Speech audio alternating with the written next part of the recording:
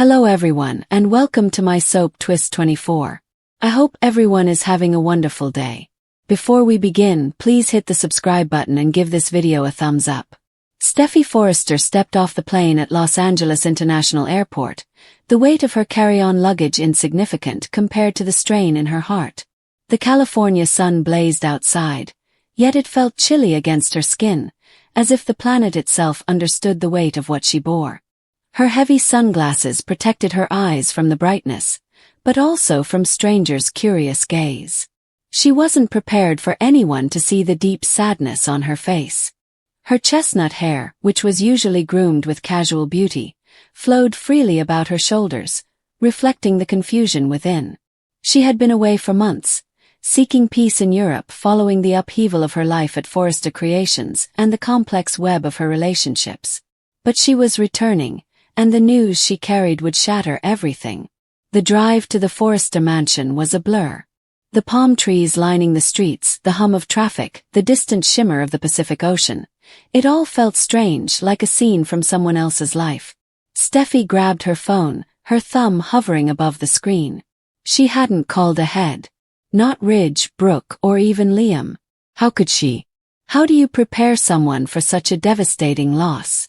She had rehearsed the words 1,000 times during the flight, but they still seemed off, jagged, and impossible to pronounce aloud. She had lost one of her children, perhaps Kelly or Hayes. Her chest tightened, and her breathing became short just thinking about it. She couldn't think about it for too long, or she'd fall apart in the back of the cab. The driver peered at her in the rearview mirror, his gaze lingering for too long. "Are you okay, lady?" he inquired, his voice gruff but not harsh. Steffi nodded and forced a tight smile. She wasn't fine. She hadn't felt right since that phone call in Paris, which changed everything. The recollection of it hit her like a wave. The voice on the other end, clinical and cold, telling her that her child had died. She hadn't yelled then. She had not cried. She just stood there, paralyzed, the phone slipping out of her grasp as the world shifted. Even today, she could only recollect bits of the conversation such as accident, critical, and we did everything we could.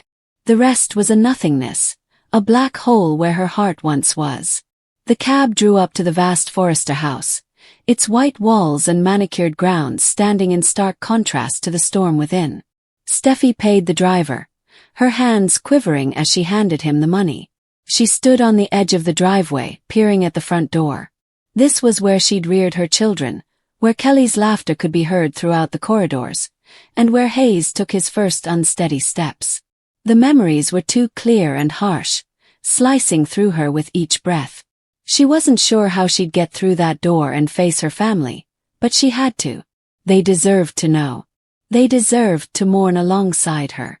Inside, the home was peaceful, the kind of silence that precedes a storm. Ridge was the first to see her, and his face lit up with relief as he crossed the living room. "Steffi, you are back." He drew her into a hug, his arms firm and familiar. But when he stepped back, his smile faded. He saw it in her eyes, the devastation she could not conceal.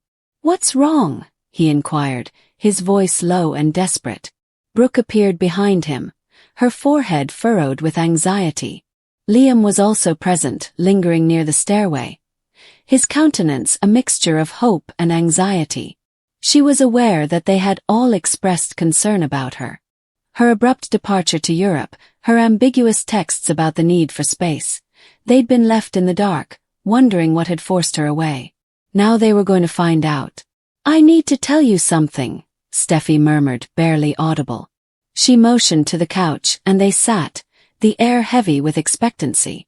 Her hands twisted in her lap, and her nails dug into her palms. She couldn't look at them just yet. Instead, she looked at the coffee table, at the framed photo of herself, Kelly and Hayes, their joyful faces frozen in a time that no longer existed. "There was an accident," she explained, her voice cracking. "In Paris. She stammered, the words sticking in her throat. "How would you say it? How do you tell your loved ones that your world has collapsed?" "Steffi, what has happened?"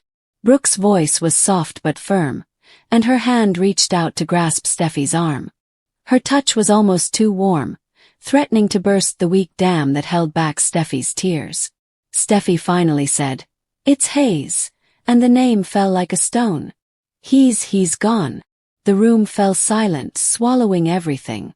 Ridge's face collapsed, and his fists gripped the couch's edge. Brooke gasped, bringing her palm to her mouth. Liam simply stared, his eyes wide and incomprehensible.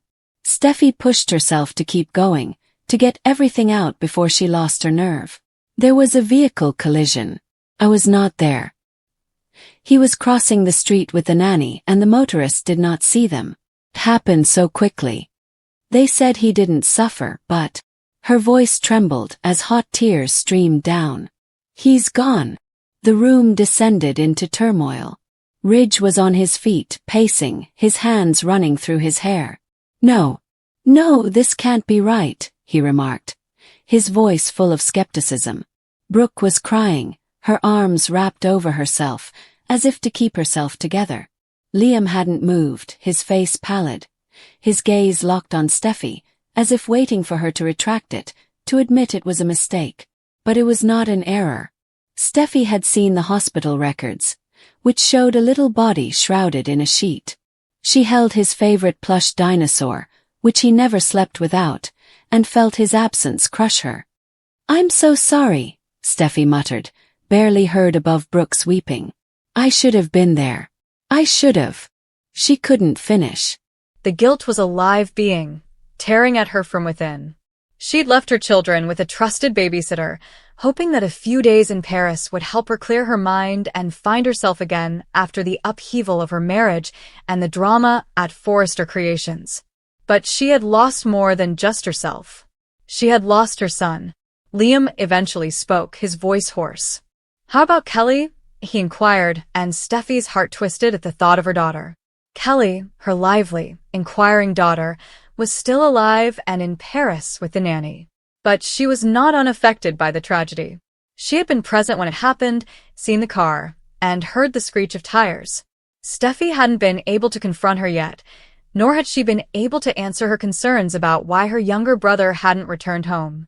Steffi said, "She's okay," but the words rang hollow. Physically, she is fine. But she's not fine. She's asking about Hayes, and I'm not sure what to answer her. The days that followed were a blur of grief and logistics.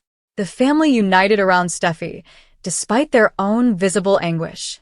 Ridge took care of the arrangements, his jaw set as he called Paris to organize the repatriation of Hayes' body. Brooke tried to be the voice of reason, encouraging Steffi to eat, sleep, and let them aid her. But Steffi couldn't relax. Every time she closed her eyes, she saw Hayes' face, his huge grin, his tangled curls, the way he clung to her leg and begged for another bedtime tale. She relived the accident in her mind, despite the fact that she had not been present. She imagined the nanny's cry, the blur of the car, and the moment her son died. Liam was a ghost in his own right, drifting about the home, torn between his feelings for Steffi and his own crushing loss. He was Hayes' father, but their relationship had been strained by the divorce, custody fights, and the constant push and pull of their lives. He was now dealing with the fact that he would never have the opportunity to set things right, to be the father he had hoped to be. "I should have been there," he muttered one night, his voice rough as he sat with Steffi on the patio. "I should have fought harder to keep us together." Steffi shook her head, her gaze locked on the stars overhead. "It's not your fault, Liam. It's mine." She didn't have to elaborate. The guilt was hers to bear, a burden she would endure for the rest of her life. She had decided to leave to distance herself from her issues. And now her son has suffered the price. A week later, the memorial service was held at the Forrester estate, and it was small and private. Hayes' favorite flower, white roses, bloomed around the garden, their petals catching the light like small beacons of promise. But there was no hope here, only misery. Steffi stood in the front, her hands clenched tightly and her voice steady as she spoke about her kid. She mentioned his giggle, his love of dinosaurs, and how he could light up a room with his endless enthusiasm. She didn't cry then. She had cried enough in private, where no one could see. But when Kelly flew in from Paris and ran to her, Steffi's determination crumbled. She went to her knees and drew her daughter close, feeling her small, shivering body against her own. "Mommy, where is Hayes?" Kelly inquired, her voice tiny and confused. Steffi's heart broke all over again. She had planned for this moment and practiced the words, but nothing could soften the reality. "Hayes is in heaven, sweetheart," she stated, her voice cracking. "He's watching over us now," Kelly said, burying herself in Steffi's arms and sobbing through the garden. The family watched helplessly as mother and daughter clung to each other, their grief a shared wound that will never completely heal. In the weeks that followed, Steffi attempted to reconstruct, piece by frail piece. She returned to Forrester Creations, but the boardroom seemed empty without Hayes' sketches pinned to her office wall. She spent every moment she could with Kelly, reading to her and playing with her, hoping to fill the emptiness left by her brother. However, the loss hung over everything, dampening even the greatest times. Ridge and Brooke watched, their concern a continuous reminder of her vulnerability. Liam attempted to bridge the distance between them, but the agony of their mutual loss was too raw and profound. Steffi was drawn to the seaside and drove to the beach late at night when the house was too quiet. She'd stand by the water's edge, the waves lapping at her feet, and speak with Hayes. She'd tell him she was sorry, that she loved him, and that she'd do everything to embrace him again. Sometimes she'd feel a faint, fleeting breeze and wonder if it was him reaching out from somewhere beyond. It was a minor comfort, but it was something. The news of Hayes' death spread around Los Angeles, affecting everyone who knew the Forresters. Friends, co-workers, and even enemies came to pay their respects, and their comments were nice but inadequate. Steffi heard the same lines over and over. "He's in a better place. Time will heal, and you're so strong." She wanted to scream that none of it was true, that there was no better place than in her arms, that time was a thief, not a healer, and that her strength was a fiction she told herself to survive. But she nodded, thanked them, and moved on. Steffi sat in her Forrester Creations office one evening as the sun began to set, marveling at a design Hayes had drawn of a lopsided dinosaur with a heart-shaped tail. She traced the lines with her finger, her vision clouded with tears. She didn't hear the door open or notice Ridge until he was standing beside her, hand on her shoulder. "You don't have to do this alone," he stated calmly. "We are here, Steffi. All of us," she said, looking up at her father, who had always been her rock.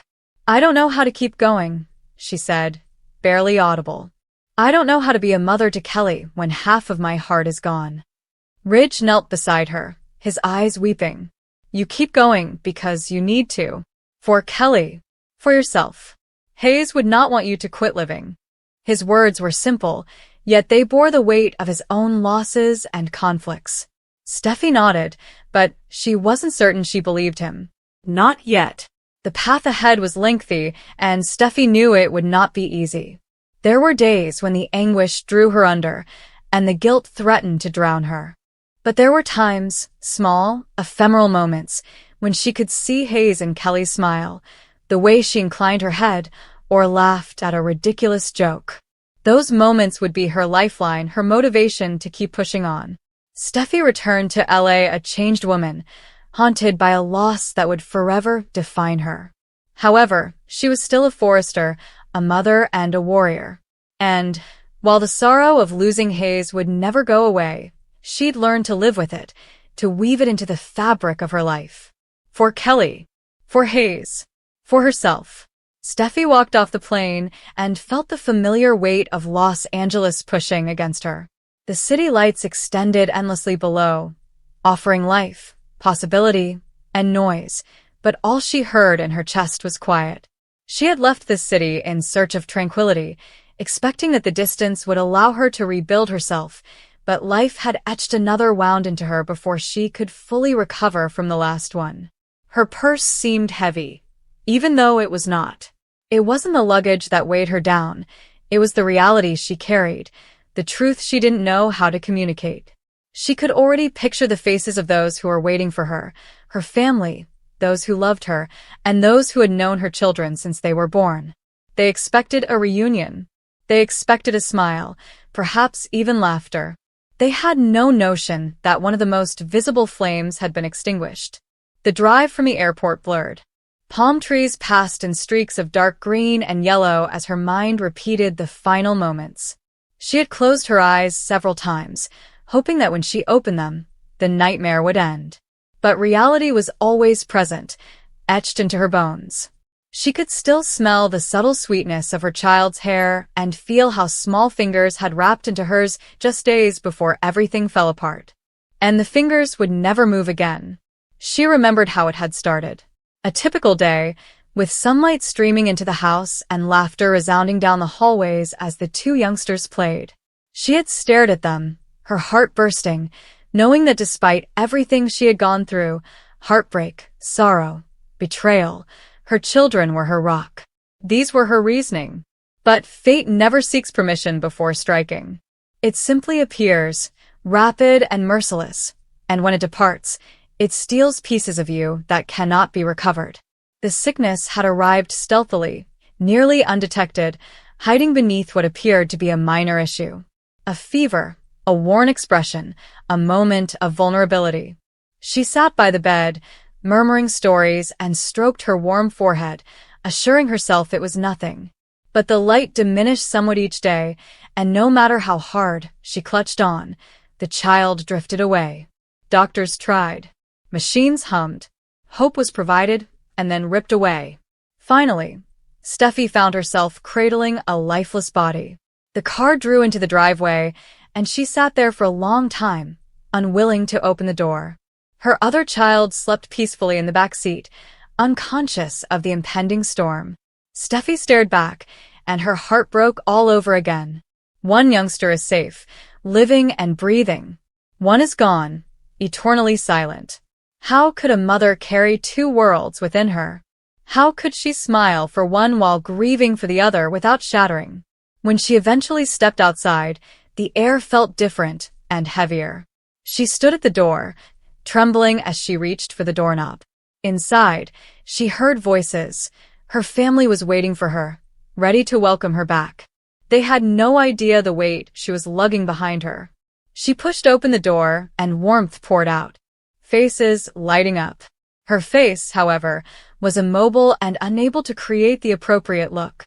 Her father took the first step forward, his arms spread wide. She fell into them, her every ounce of strength slipping away. She didn't say anything at first, but her sobbing filled the room, bewildering everyone and bringing a worried expression to their faces. Then, amid broken breaths, the truth hit. One of her children had gone. The hush that ensued was terrible. Her words hung in the air, sharp and definite, difficult to retract. She could see the doubt in their eyes, the way each of them fought to deny the fact, as if they could reverse it with their own will. However, her tears made it genuine. Her trembling body made it obvious. She explained, her voice scratchy, each syllable dragging through her throat. She told them about the illness, the interminable nights beside the bedside, and the muttered prayers in the dark. She told them about holding her child's hand till the very end, and seeing the last breath depart frail lips. The entire room grieved with her. They posed queries that she could scarcely respond. They needed facts, explanations, and someone to blame. However, there are rarely any explanations after death. Only absence. Her last child awoke upstairs and called for her. She climbed the staircase carefully, each step full of paradox. She entered the room, where innocence was still sleeping behind warm sheets. She cradled the small body in her arms, kissing the hair and absorbing the aroma. This child was her motivation to keep trying, but it was also a harsh reminder of the one she had lost. How could she show enough love when half of her heart was buried? Days progressed into weeks. People encircled her, providing comfort, food, and words of encouragement. However, nights were different. Nights were when the home became quieter, and she would wake up thinking she heard small footsteps going down the corridor, only to discover nothing. She used to set 2 plates at night out of habit, only to learn she only required 1. Grief gnawed most loudly at night. Her other child didn't quite grasp, but he realized something had changed. There were queries, small voices asking why their brother hadn't returned and why everyone was crying. Steffi tried to explain in kind terms, but how could a toddler understand forever? She did her best to grasp on tighter, saying that no matter what occurred, love would last. She found herself recalling the smallest details, the way the missing child laughed, how they refused to eat certain foods, and how they loved to curl up in her lap and listen to stories. She recalls birthdays, the excitement of wrapping presents, and the bustle of candles and cake. And suddenly, all those memories felt like delicate glass that she clutched too closely, scared they would slip away. Some evenings, she sat in the nursery, staring at toys that would never be played with again, at clothes neatly arranged in drawers, waiting for a child who would never return. She considered packing them away, but she couldn't. Not yet. Moving them felt like erasing, and she couldn't bear the thought of leaving even the smallest trace. Her family tried to get her outside and back into life. She went and laughed at times, but she always had a gloom inside her. She could laugh, but it was always shattered at the edges. She could speak, but her sentences frequently ended in silence. As the months passed, she started writing letters. Letters to the child who was left. She filled journals with words they would never read, stories she wished she could tell them, and apologies for her inability to protect them. The letters were full of love, fury, and unanswered questions. Writing became her means of maintaining the relationship and speaking into the abyss. Her remaining child grew, filling the house with fresh sounds, laughing, and developmental milestones.